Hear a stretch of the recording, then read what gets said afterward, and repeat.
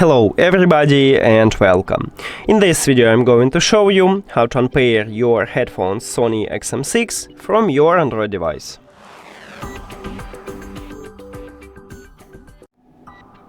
You have to start by open settings and then go to connected devices. Now click the settings icon near to your headphones at the device list.